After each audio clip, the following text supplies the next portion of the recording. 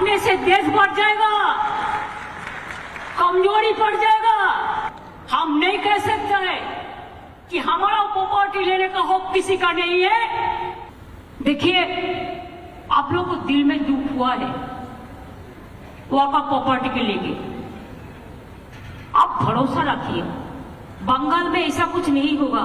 Please remember, when दीदी is here, दीदी will protect you and your property. অবশেষে কেন্দ্রের ওয়াকফ আইন মেনে নিল রাজ্য।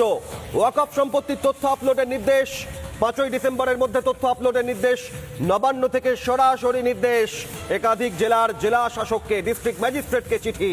ওয়াকফ নিয়ে আমি আর বলবো না, ডোন্ট ইনসিস্ট মি। যদি ওয়াকফ নিয়ে আন্দোলন করতে হয় দিল্লিতে যান, এখানে নয়।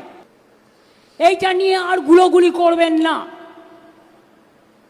গুলোগুলি করবেন না।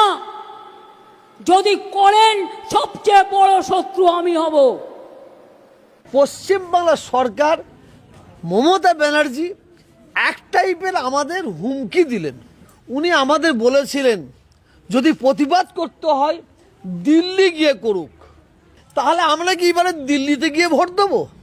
আমি পশ্চিমবাংলার মুখ্যমন্ত্রী মমতা ব্যানার্জিকে বলছি, আমি অনুরোধ করছি, আপনি খুললাম বলুন, আপনি মুসলমানদের পাশে থাকবেন না থাকবেন না।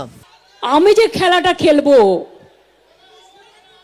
সেই খেলায় তোমরা আমাকে ধরতেও পারবে না।